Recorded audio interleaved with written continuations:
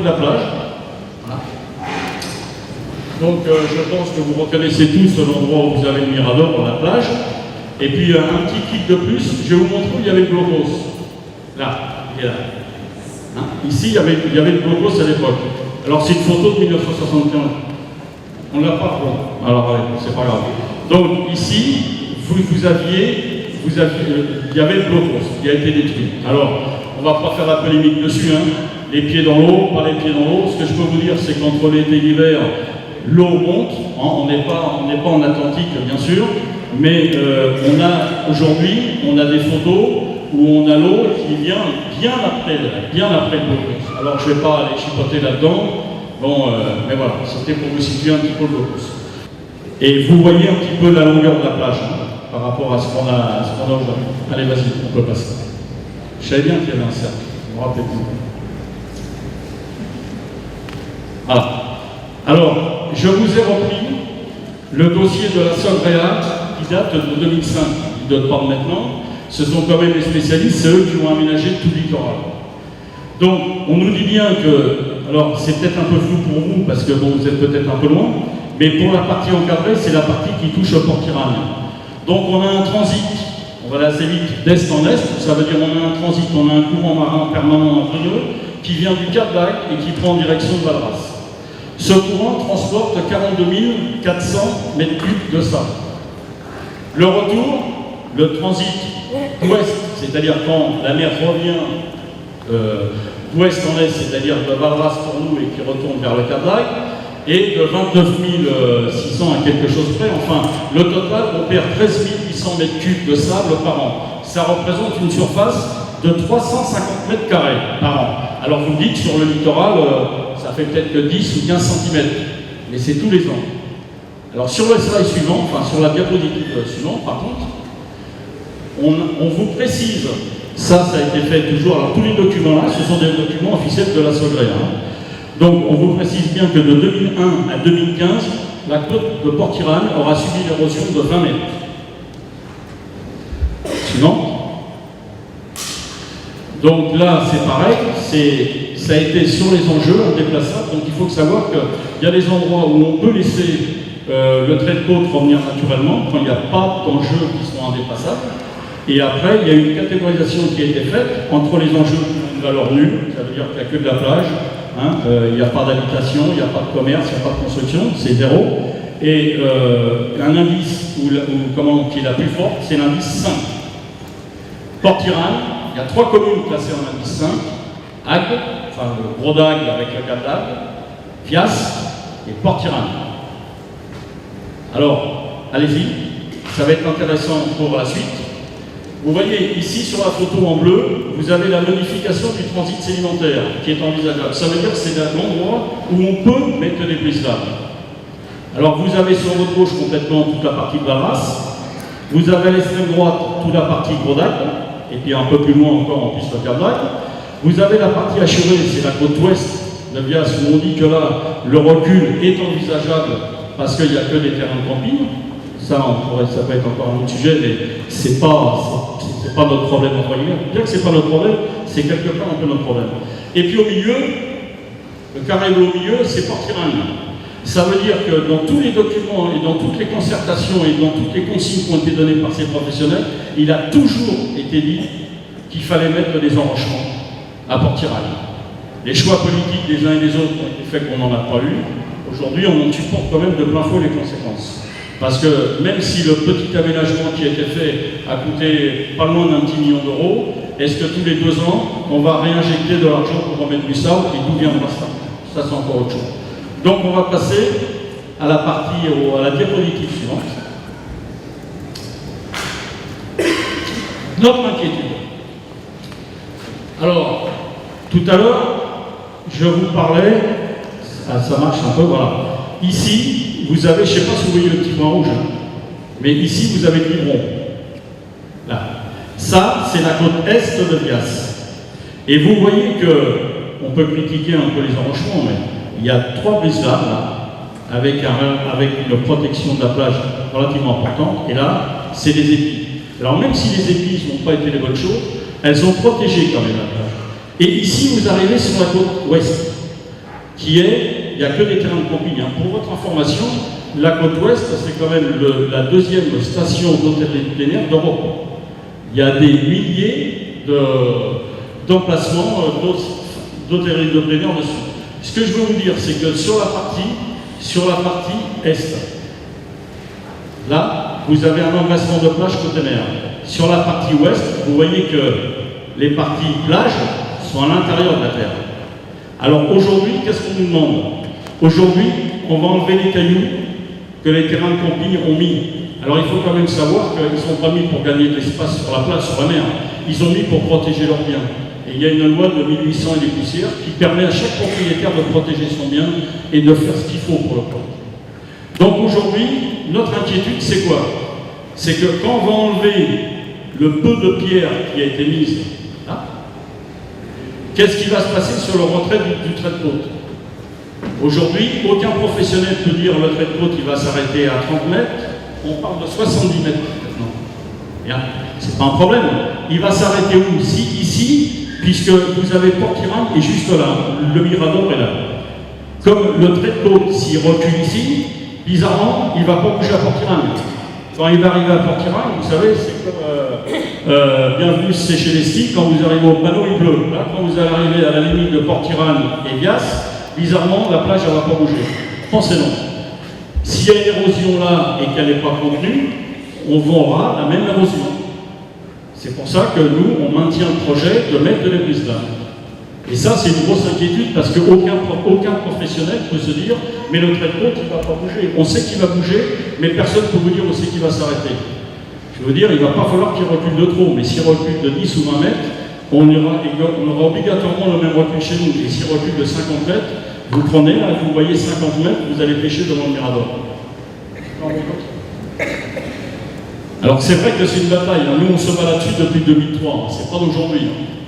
Alors, juste pour revenir une chose, les mêmes professionnels reviennent sur les 20 mètres de plage que nous perdons, mais ici on vous dit bien que Port-Iran, l'alignement de son trait de côte se fera sur le recul de celui de Bias.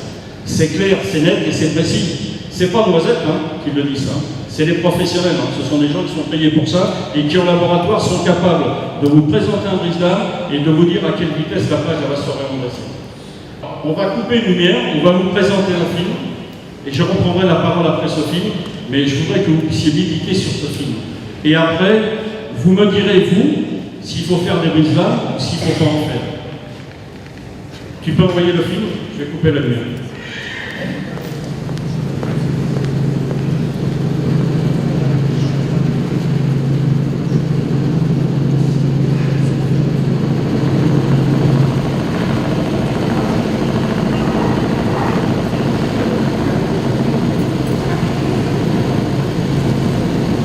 Alors, je vais vous expliquer un petit peu. Là, on va survoler la plage de Valras. Et vous voyez que sur cette plage-là, à chaque brise-lames, vous voyez les parties claires. C'est du rassemblement qui est en train de se faire. J'ai connu cette plage, il n'y avait plus de plage. Alors après, on peut me dire que les brise-lames, ça ne sert à rien. Hein, j'ai même entendu une ineptie à savoir que les rochers tombent au fond de l'eau. Heureusement qu'ils tombent au fond de l'eau, parce qu'un rocher qui tombe pas au fond de l'eau, il me ferait des soucis. Regardez le rentrissement des plages qu'il y a, et plus les brise-lames sont vieux, bien sûr, regardez ça. Ça, c'est une commune qui a su prendre les bonnes décisions au bon moment et qui est en train de sauver. Il ne faut pas oublier que la plage, c'est notre première économie.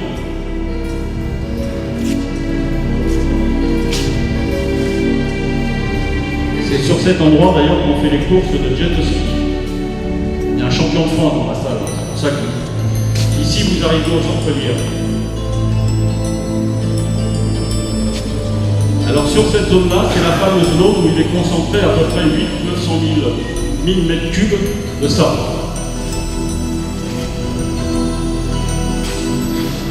Donc on va arriver chez nous, la rivière et portera une plage.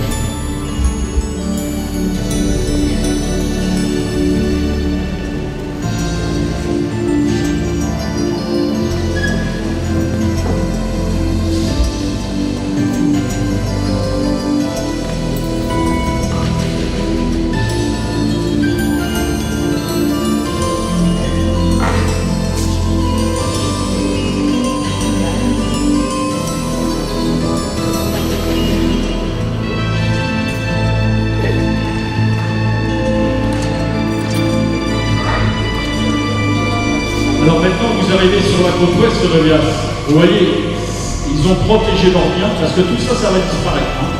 Vous voyez comment ils ont protégé, mais à chaque fois qu'il n'y a plus de cailloux, regardez comment la plage a pris derrière.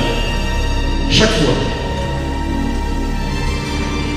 Alors, aujourd'hui, nous, toute l'inquiétude qu'on a, c'est que si le trait de côte se fixe là, non là, il va y avoir beaucoup de dégâts. Et regardez la différence, côte ouest de Vias, côte est de Vias. Dès qu'ils ont remis ça, regardez la plage. Et c'est vrai qu'eux, ils ont voulu quand même sauver leur maison. Ce qui n'est pas le cas pour tirer une plage. Et c'est pour ça que nous nous battons. Et nous les ferons. Et après, on va parler du financement de ces enjeux.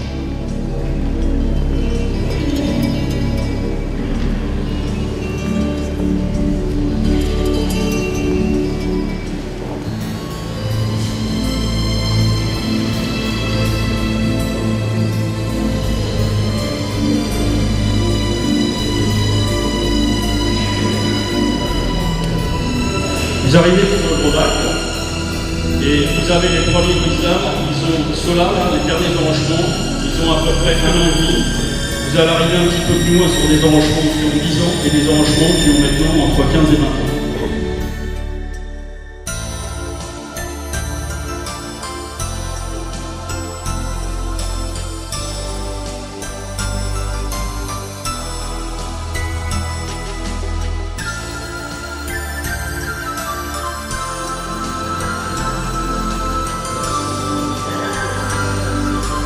Regardez les plages.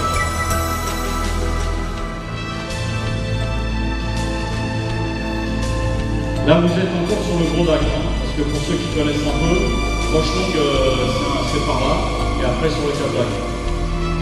Et alors, vous allez voir des enrochements qui ont maintenant pratiquement une vingtaine d'années, où la plage est arrivée à l'auteur de l'enrochement.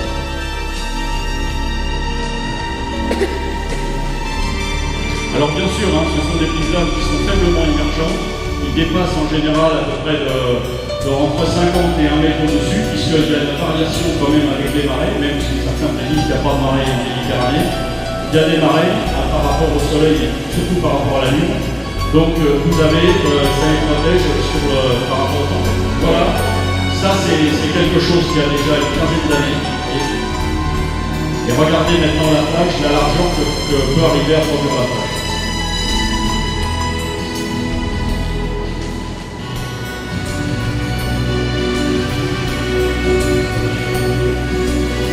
Là, vous arrivez sur le Cap Lac et la présentation va pratiquement terminer.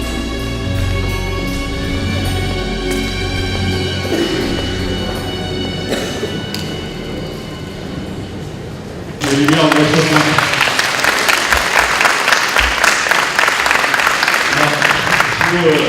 Je vous remercie. Alors, je vais vous expliquer.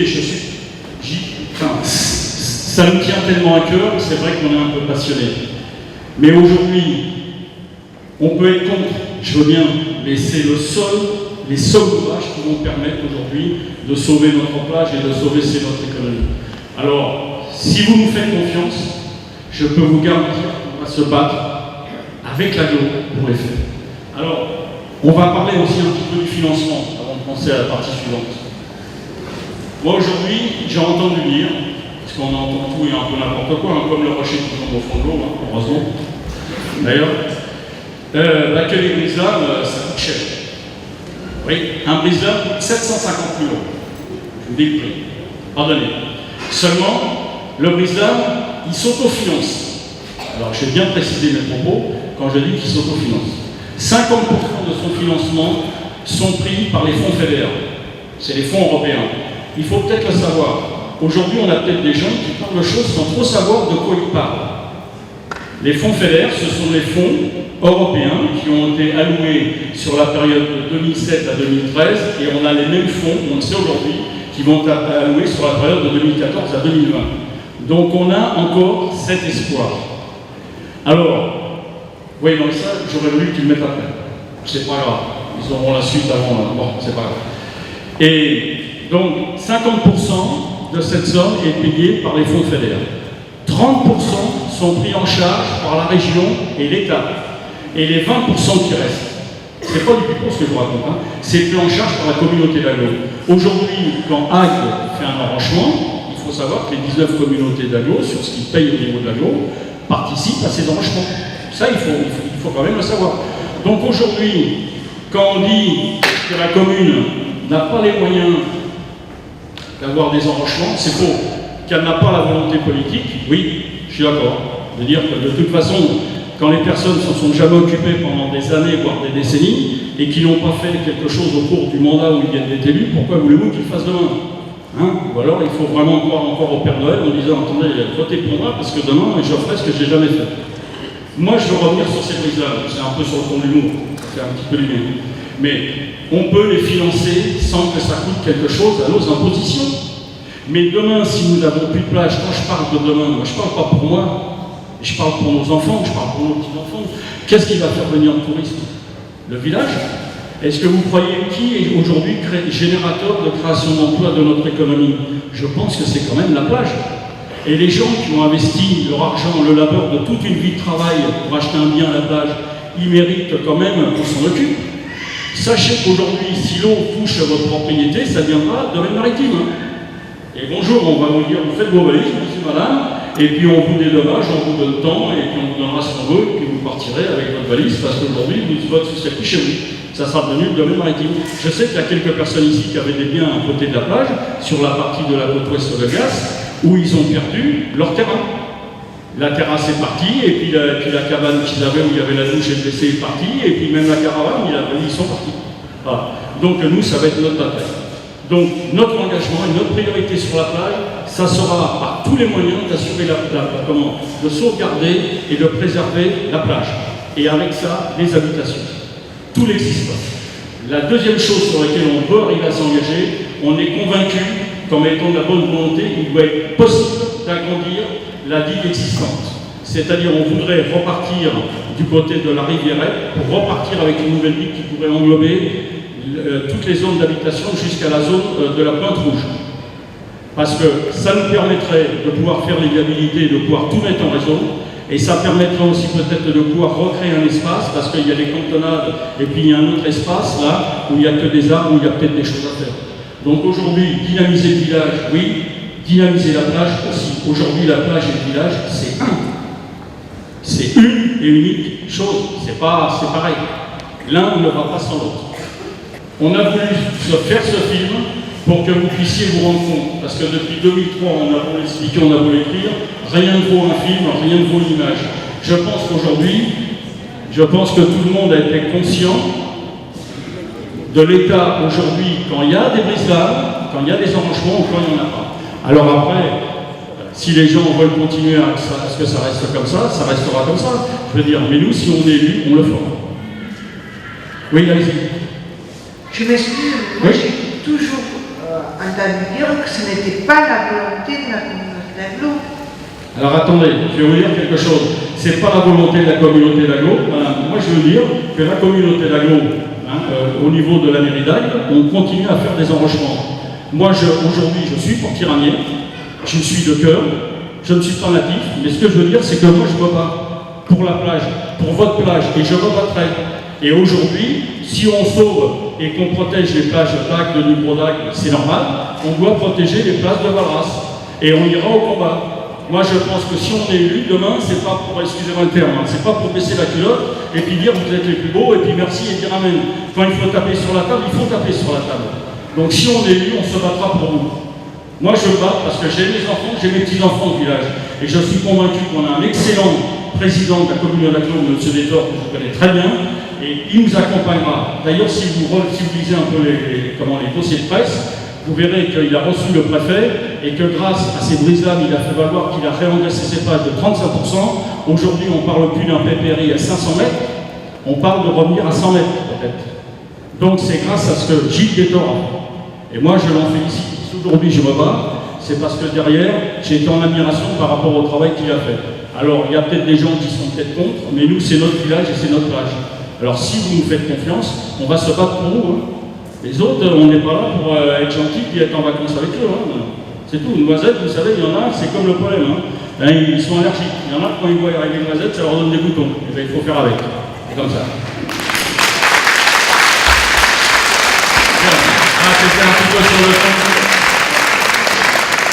Donc écoutez, avant de vous inviter à prendre une petite collation qu'on est tous ici à votre disposition, moi je voudrais déjà vous remercier, bien sûr, mais remercier toutes les personnes qui sont derrière moi, parce qu'ils ont fait un travail énorme. Et je vous garantis que depuis des mois, pour ceux qui passent même très tardivement le soir dans Port-Tirin, vous voyez que la lumière a allumé jusqu'à minuit ou 1h du matin au local, ils ont fait un excellent boulot. Et c'est vrai qu'on n'a peut-être pas la dynamique, on n'a peut-être pas la pêche qu'on devrait avoir, mais sachez qu'on est quand même tous un petit peu fatigués parce qu'on a quand même accumulé énormément d'heures. Alors moi, je voulais déjà les féliciter parce qu'il y a un programme qui est vraiment intéressant. On se dépêche, Nicole. Ouais. Je te vois regarder ton nom. Alors, moi, je voudrais donner un mot d'espoir. Hein, l'idée, aujourd'hui, ils sont en train de couler, ils vont s'arrêter le 23 au soir. Le 23 au soir, on est très très respectueux des œufs. On ira au résultat, on verra sur quel chiffre et les s'arrête. Mais je voudrais qu'on finisse cette soirée. Bien sûr, on va vous appeler à voter pour notre liste, sinon on ne serait pas là pour se battre. Mais pour dire que le mot d'espoir que la plus jeune d'entre nous va vous donner, c'est quelque chose qui est important. Parce que qu'on soit natif ou pas de notre village, on se donne et on va se battre pour vous, pour cette terre, comme je disais tout à l'heure, qui a été fascinée par nos viticulteurs, par les anciens. Et aujourd'hui, si demain on est élu, on va prendre en héritage l'existant, et sur ce qui est fait, tout n'est pas mauvais. Mais il y a des modifications, il y a une évolution, il y a un virage essentiel à prendre aujourd'hui. Est-ce qu'on peut arriver à se permettre de nouveau de garder une même continuité politique entre guillemets? Je ne pense pas. Donc aujourd'hui, il faut vraiment, il faut que les choses bougent, et il faut qu'on puisse arriver à l'alternance. Alors, je vais passer la parole à Marine. Allez Marine. Ah. Alors je vous demande de l'accueillir sous les applaudissements. Et puis je voudrais que toute l'équipe. Alors Romain, c'est moi qui me mets à côté de Marine. Mais alors, voilà. Marine va vous donner un petit message d'espoir, et puis après on vous convie à la collation. Voilà, donc le mot de la fin, c'est Port-Tiranier de cœur, de souche, demain construisons notre avenir.